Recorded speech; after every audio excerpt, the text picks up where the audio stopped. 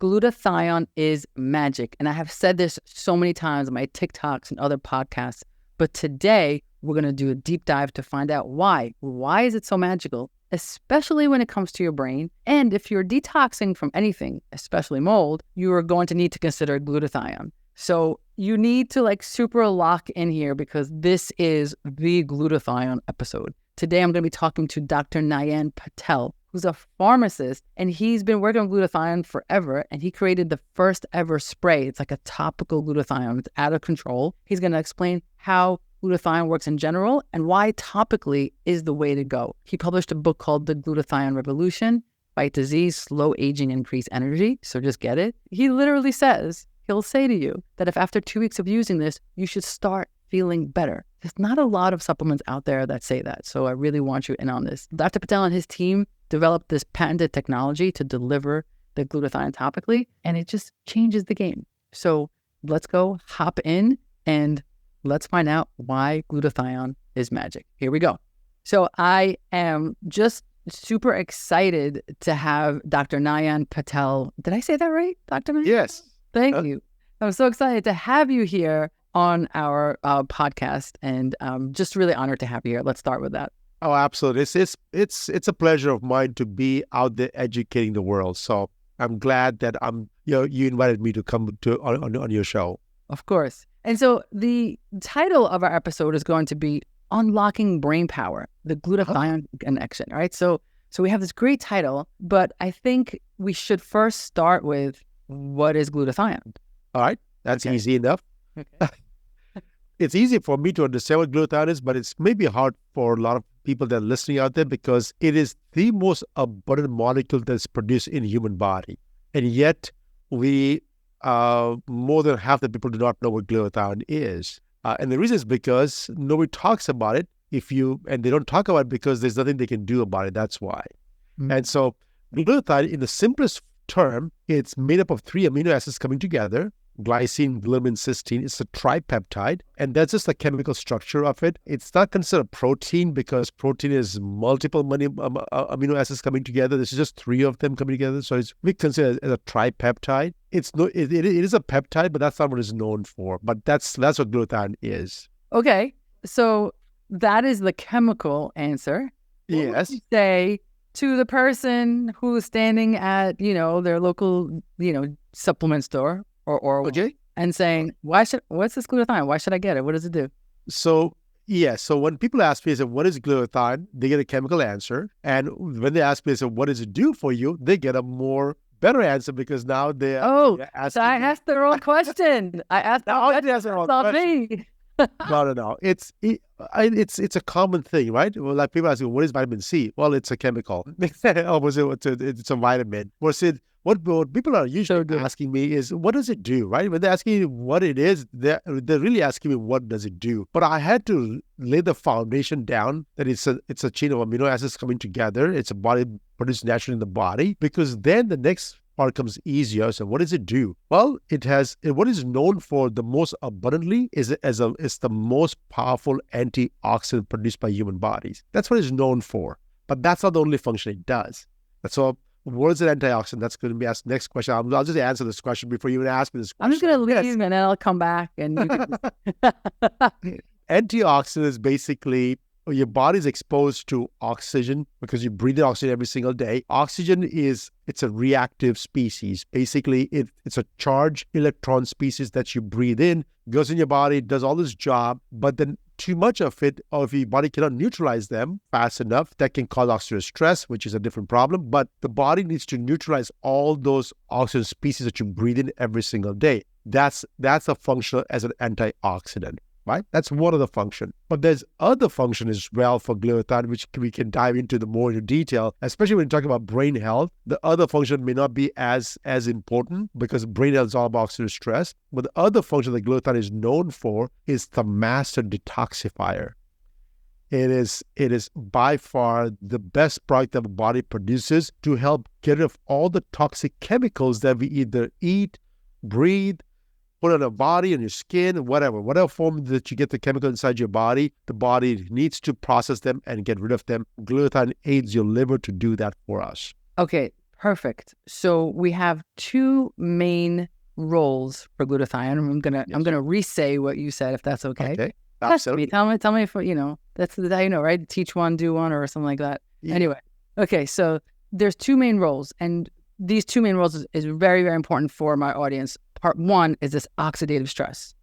Which is constantly, it's constantly happening in our body. It is a necessary part of our body, but it also contributes to illness and aging. That's right. And glutathione, which is naturally, as you mentioned, naturally found in our body, helps stop that process. So that's role number one, and we'll dive into what that looks like for the brain. And role number two, which is really important because a lot of my patients are dealing with toxins and mold and things that they have to get out of their body.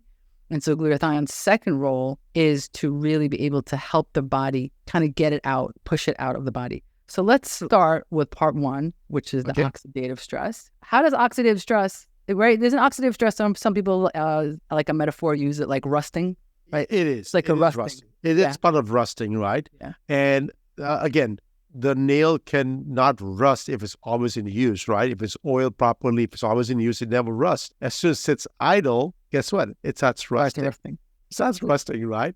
So tell us how that's relevant to the brain. So basically, let's talk about oxidative stress in your brain. What's the connection? So your brain is about 2% of a total body weight is a brain.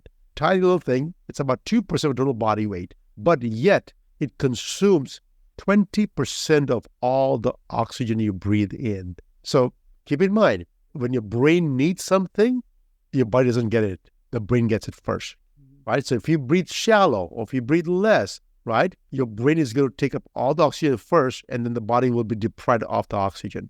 So the highest amount of oxygen in your body is in your brain. So that means the highest amount of oxidative stress in your body is in your brain.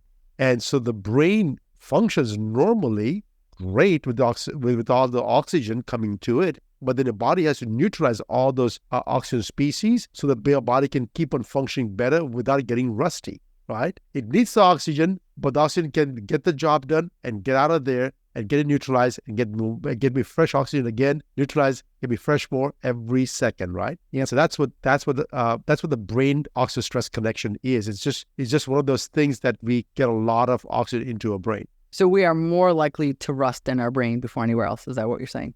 The brain is the first thing that can get affected with oxidative stress. And I mean, think about it, right? You may not get any disease until you have 40, 50 years of age, but then the creepy forgetfulness starts sinking in at the age of 29, 30 years of age. Sure, absolutely. Right?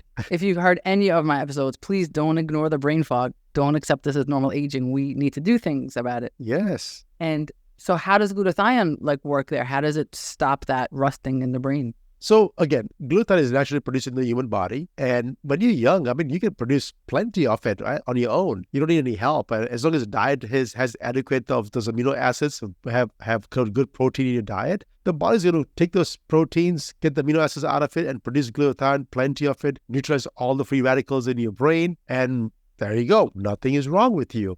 You can finish up your college, get your PhD, get your degrees, all those things. And then when you go apply the knowledge, and when you're in 30s and 40s, you say, oh my God, am I forgetting some things over here or not, right?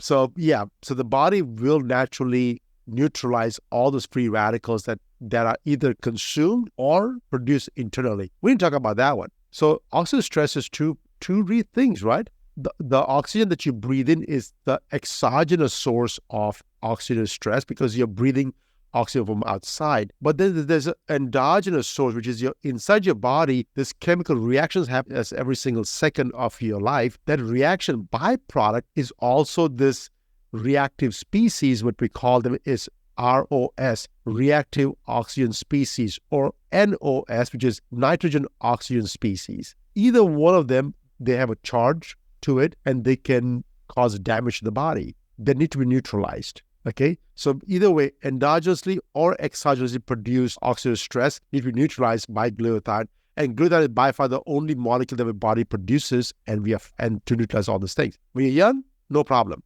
Yeah. So it's only when you start getting a little older. So before I would get into the other part of it, which is the detoxifying power of it, so we're say the body makes it, right? But then as we age, or if we're chronically unwell, we'll make less and less of it. And so we need more and more external support. Would you say that's accurate? Well, either external support, or we just have to change our diet or reduce our needs. There's multiple ways of doing these things, right? I always believe in one thing, that if you just, like they always say, right? I don't need more money. I just have to reduce my expenses. I love that. So if we can get ourselves better, reduce the inflammation, we don't necessarily need more glutathione. Exactly. We don't need to take supplements if we can do the right things for our body. And so we can delay the use of glutathione for later on in your life, because as the life goes, things may change as well. And you may need to supplement later on, but not now, not today. If you can do things, do the things that the body would like for you to do. And so if you have in your diet enough amino acids, right, mainly the cysteine, the body can produce enough glutathione to counteract all the needs you have to neutralize the oxidant species. So that's one thing. Second thing is that you can reduce the exposure to toxic chemicals, exposure to radiation or UV light, sunlights that can increase oxidative stress. If you can do that part down, then your needs also decreases automatically. So if you can do those things. I have to say, I really, really love that you said that. People don't say that enough, especially since Oral Wellness produces this. You would think like, oh, buy this, buy this, buy this. But instead it is really saying, use it only if you need it, which I really love that. Because one of the things when I work with my clients, we're like, yeah, supplements are important, but they're supplemental. Like there's so much we need to do here first. So really kudos to you for saying that. I don't think I've heard anyone else say that. So thank you for doing that. You're welcome. But and it's true, like if you're still out here eating at McDonald's, smoking cigarettes, not sleeping, take all the glutathione in the world, it's not going to help you out. So let's reduce the need. But if we are ready to take it, there's IV, there's oral, there's mist. Tell me what you think is the best form. So the reason I got into this business a long time ago, because you talk about liposomal forms of glutathione. We produced the first liposomal form of glutathione in 1999. This was a long time ago. And a couple years later, I was not getting the results I was promised by the glutathione, because if you read the literature, it promises the world to you. And I was not getting the results in the due time frame. That means the results were not predictable. If I give you this dose, am I get the outcomes? If the answer is yes, 100% time, it's predictable, so I'll get the results. I was not getting the results. So in 2001, I started making intravenous form of glutathione, the IV form, and I made that for 20 years as well. And that one, we already knew the literature that glutathione in the IV form doesn't get absorbed into the body. And so that got me really started thinking, because everything in the body that you give, you're just offering the body. The body takes it or doesn't take it, it's up to the body. Yes. So when you eat a food and, hey, I'm offering the body, say, hey, here's a food, take whatever you want out of it and dump the rest. Guess what? You're offering the body to do something for himself, right? If you give McDonald's food, I should say McDonald's. If you give fast food, I'm sorry, McDonald's. I'm sorry. Don't sponsor me. It's okay. Yeah. If you eat fast food or processed foods and you offer that to the body goes, yeah, this is not what I'm looking for. I'll try to do my best, but can you please go out and do some hunting and get some nutrient-dense foods which I can use up readily? Why are you making me work harder? It's like I'm going through mountains and mountains of dirt to get 1 ounce of gold when the gold is already available in the bank. I said, sure. Just go open the bank account and there's the gold right there. Give me that dense food that I can literally take in what I need right away. So we already knew that part, that glutathione was not accepted by the human body from outside sources. And so this was a profound finding for myself, because here, as a pharmacist, I always think that, hey, if I give the medicine to the body will take it, use it, and get better.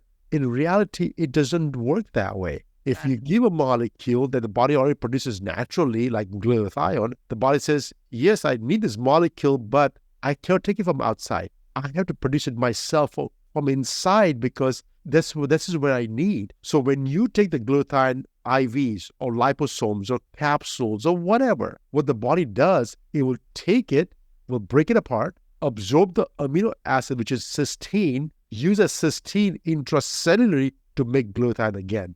And so that is in the medical dictionary is really eye-opening, right? Because now we know that, hey, if you give a product, the body's going to break it down, take it up, and use it, one of the components to make its own glutathione. So the key was, okay, at this point, I'm depending on our body's ability to produce glutathione. What if I'm 60 years old and I don't have the enzymes or the enough energy or NAD, whatever the necessary components are to make glutathione? Because I'm getting old, so I don't have the drive or my body doesn't have enough energy to do work this hard to produce glutathione. Then what happens? What if my needs are very high? So my quest was, how can I figure this thing out? How can I give to the body and the body takes it as is and use it? It's like, I'll give you money and you can spend it, versus I give you a job and then you work for it, then I give you money and then you go spend it, right? We have a technology that we develop where we kind of mask the glutathione from outside. So the body thinks that they're getting sugar. So the sugar is accepted readily by human cells because that's energy for the human cells, right? Without sugars, we will die. So we need to have glucose or gluconeogenesis or producing sugar or producing energy. We need sugar. So we use the dextrin molecule, and inside the dextrin molecule, we stuffed it with glutathione. Oh, I love that. So right now, it sounds, oh my God, it's so genius. It's so easy. Why can't we do this with everything, right? But it's not that easy, right? Because it has to be completely inside a complex and you cannot break it apart. And so that's our technology. So what we did was when we stuffed it in, we found out that the body is actually taking the glutathione as is and improving your blood levels right away. And so now that we have this technology, it took me another 13 more years after the discovery to do all the just trials. 13 years? Easy. No problem. No, that's after the discovery. It took me 6 years for discovery, and then 13 more years to figure out how much to give you, how often to give you, when to give you, what kind of results am I going to see. It took me another 13 more years, and so eventually we launched the product about 3 years ago. Now your product is topical. It's topical, yes. It just happened to be topical. We didn't look for topical product. We were hoping to get an oral product, but it did not work orally. Again, the body will break it apart. The sugars in your mouth just breaks it apart. Fascinating. Yeah. So what about using NAC? If we're talking about having the body create its own. Yes. So by far, that's the best product that was available until now.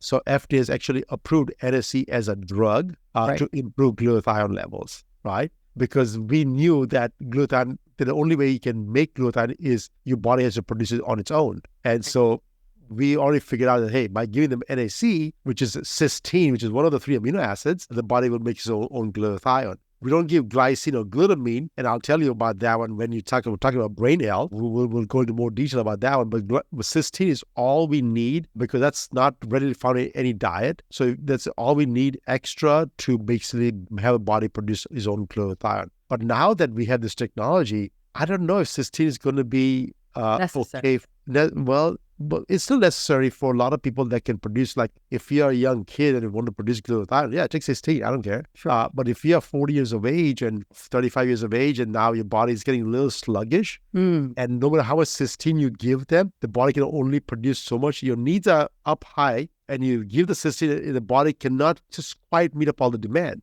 When that happens, you need something to bridge the gap. That makes sense. So you're going to mention something about the brain. What was it? Oh, okay. Well, So you'll much. dive into it, huh? You'll dive into it already. Yeah, of course. Again, this is a hypothesis that we have seen. I work with a couple of neurosurgeons, and we do a lot of brain mapping studies to see what's in your brain. What's the cause of concussions or TBIs or forgetfulness or dementia or ALS or Huntington's or any of those diseases. One of the things that we are seeing commonly on a lot of these patients is that they have high levels of glutamine. So there's a problem. One of the glutathione is glutamine, glycine, and cysteine. Why there's too much of glutamine in the brain, right? And so that seems to be a concern for us. So I try not to take glutamine a whole lot. Now, of course, if you have other issues in your stomach and you need glutamine for that, by all means, go for it, right? But excess glutamine is not good for your brain. That's the problem I have. So you were saying that supplementing, so that's interesting, supplementing with glutamine could create a different problem. But do we know why there's this excess glutamine? Like, do we have the reason? Well, right now we just found out that that's a problem. If now the second part is that how do you get there? We don't have the answers to that. We don't have the answer. Understood. No. So the other issue is that the question may because hey, how about if I take cysteine alone and take a lot of it? And will that be okay? And yes and no. I mean, most of the time it's not going to be an issue, but there is another problem when you take too much of cysteine. Your brain will take the cysteine and combine them with some dopamine molecule and make 5-cystenyl dopamine product. And that is actually toxic to the brain to the point that it can also trigger Parkinson's type symptoms, right? Shakiness, and you can't move your body, things like that. It's not Parkinson's, but it is kind of Parkinson's because the toxic metabolites get all the symptoms.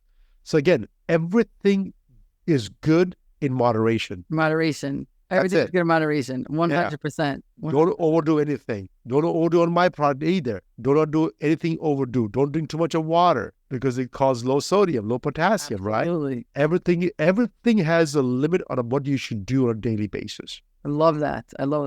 So would you say, what are the signs of glutathione deficiency in relation to the brain? Would you say it's that brain fog and memory issues, or is there something else? Well, that's one thing that we notice right away, right? Otherwise, most of the time, people do not even know what brain disorders they have until it turns into a disease, right? Yeah. Like you get forgetfulness. Does it causes Alzheimer's? Maybe, maybe not, right? But then what's the symptoms? What leads to Parkinson's? What leads to Huntington's disease or ALS or any of those things, MS? And so if you're going to wait for something to happen, it's too late. It is too late.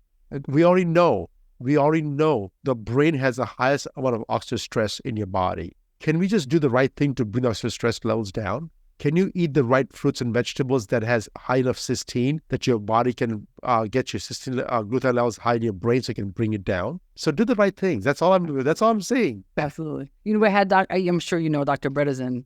Oh, of course I know. Yeah. I had him on my podcast, and you know, he talks about that memory loss in your 20s and 30s. That's your red flag. That's a red flag. You don't have to wait for it to be too late. That's and it's definitely not a normal sign of aging. We should work on that. Absolutely. So we talked about brain, and then we have about detoxification. And there's so many of my clients were detoxing, especially with mold illness and mold toxicity is so underrepresented, but in the general world, but in this world, we know that it ubiquitous. So tell us a little bit about that detox pathway in the simplest terms, and why glutathione helps us, mobilize mold and other toxins, and so we can excrete them.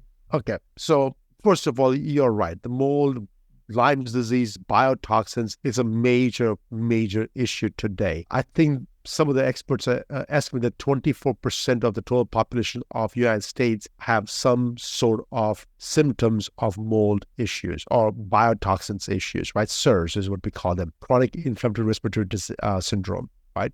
So that's chronic inflammation. And with the pandemic, it just have skyrocketed because the inflammation has just gone off the roof now, right? And so the last few years has been very, very difficult to deal with it. Now, glutathione doesn't have a direct impact on mold itself, doesn't have a direct impact on Lyme's itself, or for that matter, any viruses, but indirect effect is tremendous. What we did a clinical trial. But when I say we, only thing I did was provide the medicine. I didn't do any trial. The university did all the work set up. So please do not tell me that I do all the hard work. No.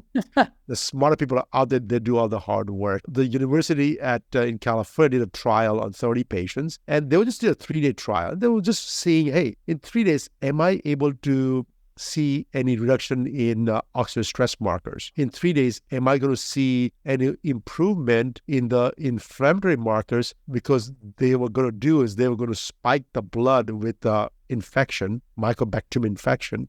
There's no cure for it. And so they're going to spike the blood and see if they see any results. So what I'm trying to say is that when it comes to mold and all those things, it's a secondary effect. Because what we saw in the 3-day trial is that, well, in 4 hours, after applying the glutathione topically, There's a reduction in the MDA levels, which is the malonaldehyde levels. That's some markers of oxidative stress. So great, oxidative stress went down. That's not going to get rid of the mold and biotoxins, all those things. What they did see was increase in interleukin-2, interleukin-12, interferon gamma, and TNF-alpha. These are the cytokines that are known to go up when your body's trying to fight a problem. Like the cytokines goes up, and within 1 hour of application, they saw that when the cytokines went up, it activated our own immune system, the macrophage system, to go and attack the infection and get rid of it. So, I mean, that's a clinical trial. If you just, in your, again, favorite search engine, just type in glutathione and mycobacterium infection, and the study will pop up. It was just published last year in the Journal of Antioxidant, and you should be able to read that paper. It was a 3-day trial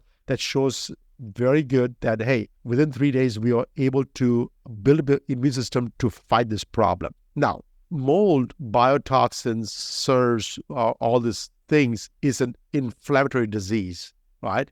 And so when we prove that the inflammation markers are improving, that is actually improving the T cells and the TNF-alpha cells to activate the macrophages. By doing so, by glutathione, by reducing those bugs, can also reduce the inflammation down. So it's not an anti-inflammatory product itself per se, but by removing all the debris out of the system, the inflammation comes down. When the inflammation then comes down, you breathe better. You can feel better in your brain. The brain fog goes away, and all those things, because all those are inflammation markers. So sorry. Anyways, I just want to brief it up that so don't think glutathione is a primary reason that this thing is working. Glutathione is more like a secondary. It is just enhancing your body's ability to fight all these problems. Yes, I love that you're saying that, right? It's not directly going and picking up the mold and taking it out, but it is supporting the pathway that could help happen. I don't know if you're familiar with like a lot of urine mold testing. Anecdotally, we do glutathione challenges before the mold testing. Are you familiar with this? Yes. And we will see a difference in just 5 days of glutathione. We do that to minimize the possibility of a false negative. Is that something you're familiar with? Well, I know that the urine test that they will recommend not to take glutathione for 3 days prior, 5 days prior, because they want to see actually how much mold you have. On the contrary, they're saying to take it. I know. And some labs will tell you to take it because they really want to see that you have see what's mold. coming out. Yeah, to see what's coming out. The point being that while it's not a direct player, the fact that you take it at high doses will start the system to help mobilize it out of your body. Oh, it does. And so personally, I did my own test for urine test for mold, and my number, because I take glutathione every single day, my number was off the chart for ochratoxin. Yeah. And my doctor, she was texting me, says 911, call me. And she goes, I said, what's going on? Your ochratoxin levels is off the charts. I said, yeah, because I took glutathione every day. Oh, you're not supposed to take the product to see what your levels are. I said, if I do that part, then it's not going to show up anything. And then you think I'm healthy. Right. At least now I know that it's off the charts. It means exactly it's coming out. And the thing is, I was asymptomatic. I had some nasal congestion. That happens all the time. And I'm traveling with the hotel airplanes. I have so much mold in every single place that I go to nowadays. Just you can't just get rid of it anymore. And so I always have this sniffles in my nose all the time. And so I know that I have mold issue. So I take glutathione every single day. And my urine test will show up skyrocket numbers of the talk. Absolutely. But truly, to your point, for those listening, while glutathione can help mobilize it and will show up in the urine, to really remediate, we need different supplements, including binders and other things. This is just for people who are listening. Yes. I don't want people to think like, well, if I just take glutathione every day, my mold is going to be gone. Oh gosh, no. The mold doesn't you never get rid of the mold. You don't take the anti-mold medicines like Saccharomyces or take binders like charcoals and all those things. It's a constant process of making sure you have low sugar diet, low simple carb diet, a high protein diet, make sure not to drink any alcohol if possible, and things like that to keep it in check. So then I have clients who, when they take glutathione, feel unwell. Oh gosh, yes. Tell us why. Yeah.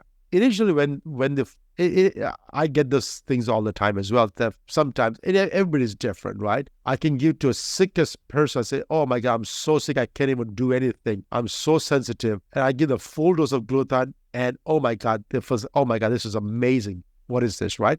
And otherwise, I'll see a very healthy person. Nothing's wrong with them, and I give them half the dose, and the stomach is distressed. They have diarrhea from it, headaches, nausea, rashes. And I said, what is going on? I said that everybody's capacity to detoxify is different, right?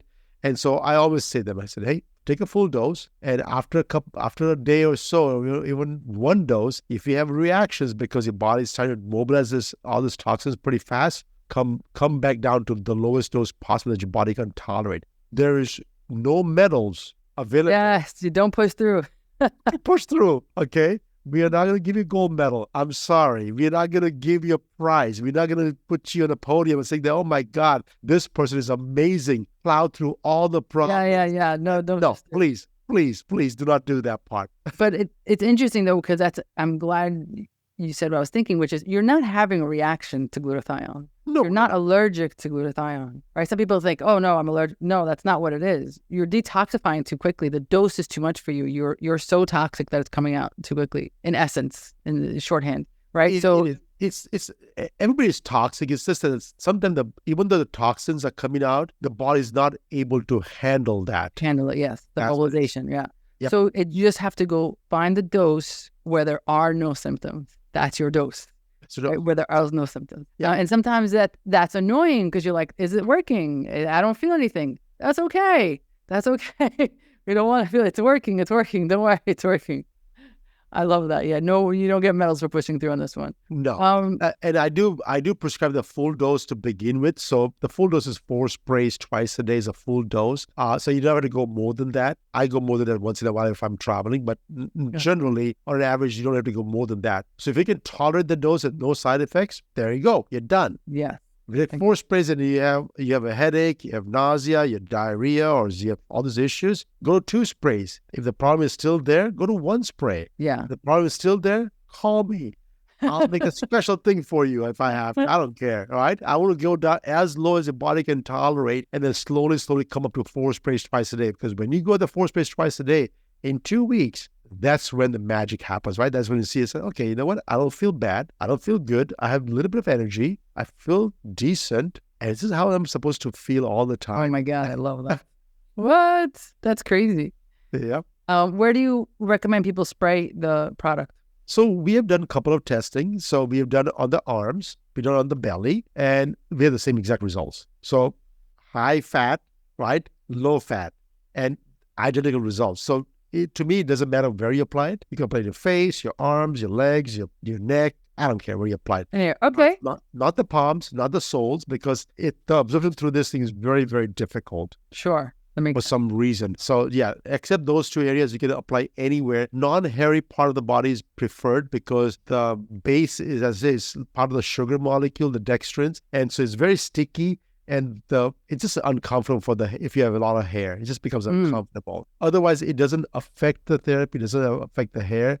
The hair is not going to change color on you. So don't worry. Yeah.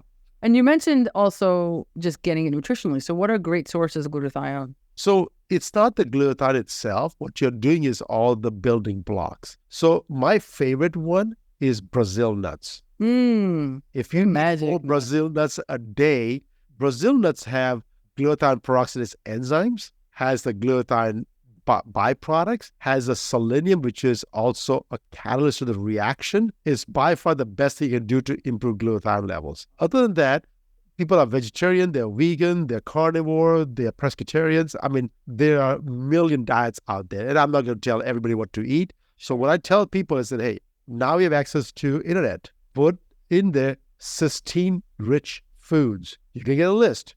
You're going to get a list, right? And sometimes they will even tell you how much cysteine you're getting out of it. Okay, you get a list. use that list and pick and choose. I said, oh, I'm vegetarian. Okay. Asparagus, avocados, blah, go for it. Oh, I'm a pescatarian. Okay. Oysters have it. Some fish have it. Oh, I can eat anything I want to as well. Turkey has it. Chicken has it. So you can pick and choose what foods you want to eat to get the cysteine out of it. Whey protein is a great way of getting it as well. If you don't want to just drink shakes every day too. Amazing. But remember, don't overdo it, guys. That doesn't mean you eat everything on the list all day. Don't do that either. No. So when it comes to food, I always say you have to eat at least 30 different variety of foods every single week. So 30 is a magic number. That means even your spices will count as one, okay? So if you eat carrots every single day, yeah, you'll become an orange like a basketball, but that's not healthy, right? That's just one color. You have to diversify your nutritional portfolio. People forget that. They eat the same thing every day. That's right. You have to diversify. I love that. That's so true. Is there anything else that maybe you want to tell our shared audience that maybe I forgot to ask you? Like, what do you want to leave us off with? So I want to talk about brain health a little bit more in detail, because brain is something that we have no solutions for any of the problems that we have right now. If you don't have any solutions as of yet, the only thing we can do is prevent the problem, right? So I cannot urge people enough to see that, hey, how can you improve brain health? It's not about glutathione. This is the story about reducing stress. So how do you reduce stress down, right? I ask people to do 15 things. How do you reduce stress? Non-medication 15 things. And that list is also on your favorite search engine, okay? I'm not telling you anything secret over here. Meditation, yoga, breathing, cold plunges, hydrotherapy, walking in the park, walking your dog, Tai Chi, or taking a hike, having a good conversation with your friends and family, limiting your drinking of sodas and alcohols and coffees and teas, eye gazing in the nature, grounding. I mean, these are all simple things. The question that I get asked, so these things I'm supposed to do, I say all, if you could, right? Now, I understand that I cannot do every single day, but that's okay. Do something every single day. Put a routine, right? Like when I do my meditation, guess what I'm doing? I'm meditating and breathing at the same time. People think, well, I breathe every single day. I said, no, you don't. This unconscious breathing is not the same as conscious breathing. So there's a whole difference behind that one. Yeah, please do that. Do two first, right? If you're watching your favorite sports on the TV, then sit down in lotus position and just breathe normally, right? Sometimes if you're listening to something, close your eyes and just listen to that attentively instead of trying to listen to that thing and instead of conversation with your friends and family. Yes. Right? Yeah, and absolutely. So to me is reducing stress in general. That will in turn reduce oxidative stress, because no clinician is going to be able to help you if you have one of the diseases. And only thing I can do is to help you not get there, right? So please do not expect healthcare providers to save you when you have a problem. Just do the right things now so that you don't get into that problem in the future. Absolutely. Oh my God, that's so good. Once you already need the healthcare providers, it's a whole different scenario. Do everything you can not to need us. Yes. Yeah. Well, if you talk about the healthcare providers, there's an imaginary line. So when you're born, you're completely disease-free, healthy as a horse, and here at the other spectrum, you're about to die because you have all the diseases. The doctor says, I give up, go into hospice, you have 6 months to live, sort out your affairs, you're about to die, right? Yeah. In between, there's a magic line. That's where everything started. And that's the line that the onset of all the diseases. Yes. Right? And then what you do is you come to healthcare providers, and the best thing we can do is we can take you from about to die to back to the imaginary line where you had the diseases. But we cannot cross that line and go back to childhood when you're zero diseases and you're completely disease-free. We cannot do that. If we cannot do that, please do not cross this line of diseases. I love it. Do whatever it takes to do now, right? Like my kids tell me, said, Dad, I'll figure out. I said, of course you'll figure out, but would it be nice that you don't have to figure things out if you plan it today? Yes. And the kids goes, what does that mean? I said, mean you plan. You do things What? right Your there. kid listen to you around the house? I'm like, Oh my God, no, the no. hell comes up really fast sometimes. Yeah, but yeah, that's yeah. Like, okay. here we go again. Yeah, I got it. Yeah, yeah. I hope they don't listen to my podcast. I hope so. Everyone else comes to us for advice, but not the kids. They're like, Not that's the fine. kids. Yeah. It was just amazing. I've learned so much. I know my audience learned so much, and we're going to put all the links in here. Please, it's such an easy way to get your glutathione. Spray it on. Just spray it on. So easy. I love it. I love it. Thank you so much for being here. Thank you so much for your time. It's been a pleasure to talk to you today. Thank you. Pleasure.